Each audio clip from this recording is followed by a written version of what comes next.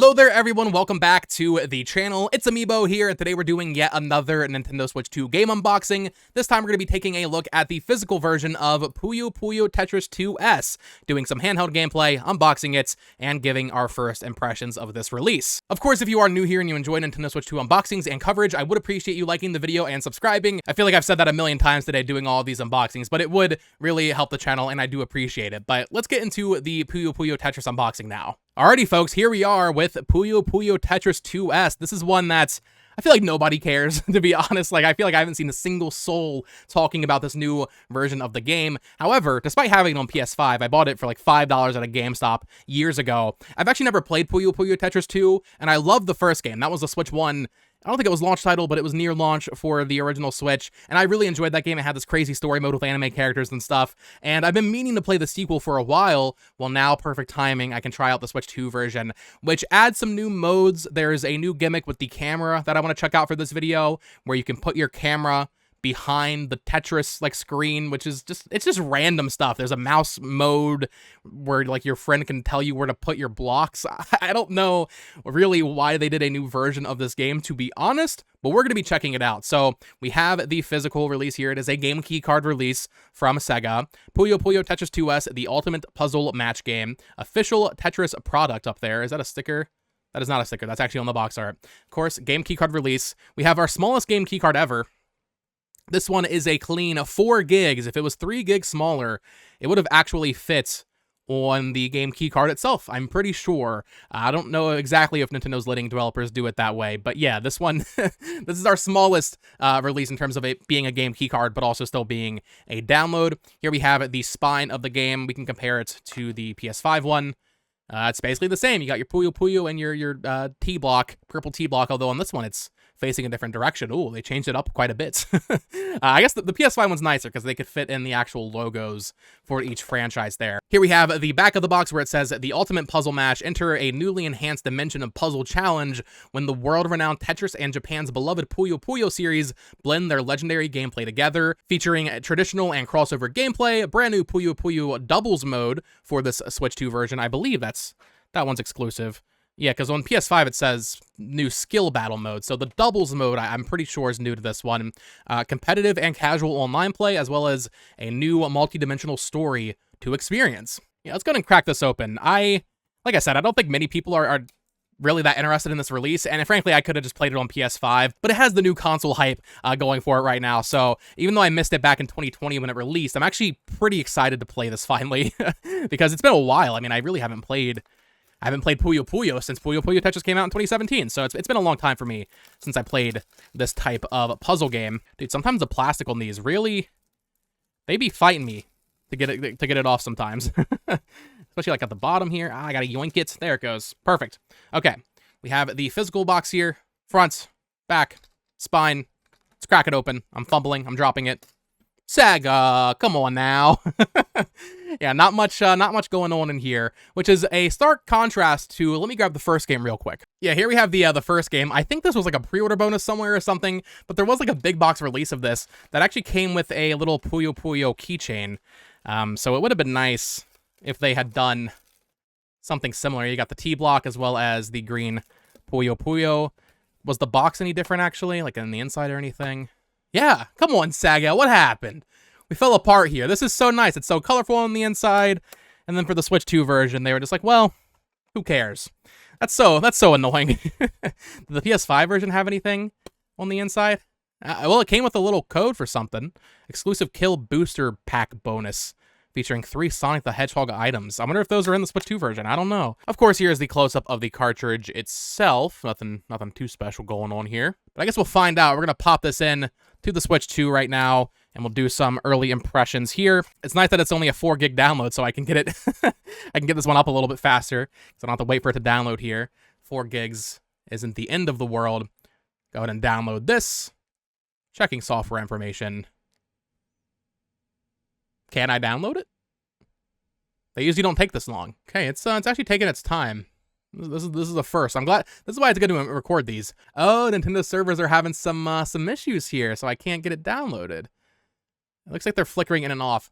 Let me know in the comments down below if you got a Switch 2. Have you been having issues with connecting to the internet? Because I definitely have. Very often on, though, like sometimes it'll work fine. I did a Mario Kart match late last night, but then it like kicked me out, then I loaded it back in and it worked. Like, it's been very, very hit or miss.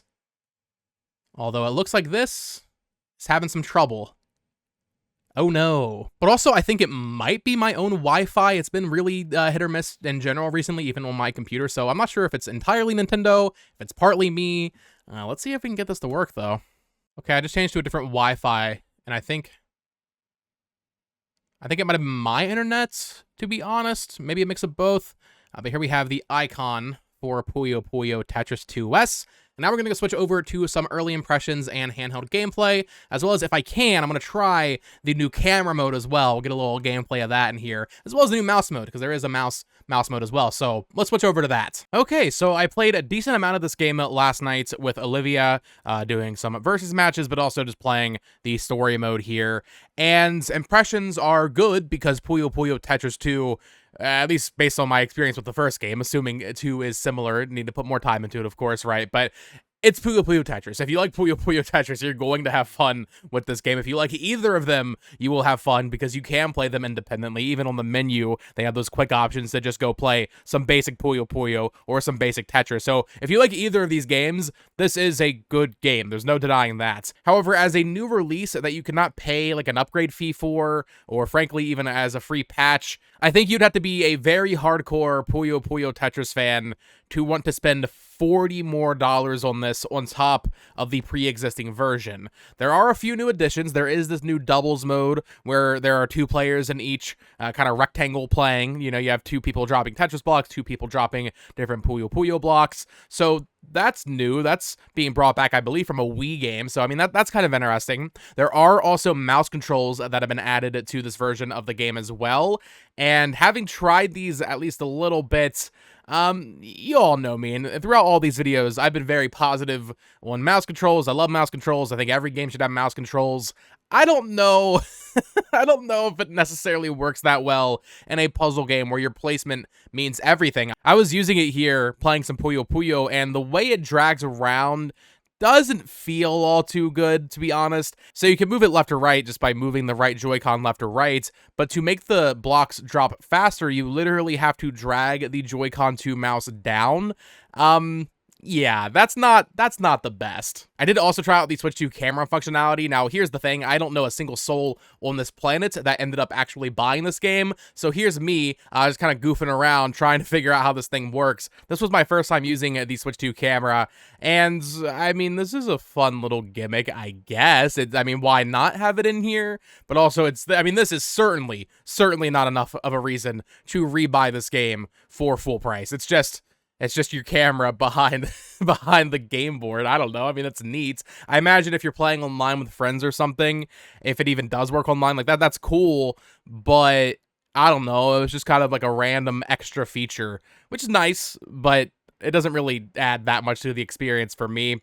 There is Game Share. This is proudly presented on the front of the screen here. They advertise that you can play with friends online even if they don't have the game. Game Share has been weird so far, where some games, it's like local only, some games have restricted features. This seems like it's at least a little bit more inclusive in terms of like what modes and stuff you can play and with how many players online using Game Share, which is nice. I did try getting into some matches with random players online, and the servers seem dead already.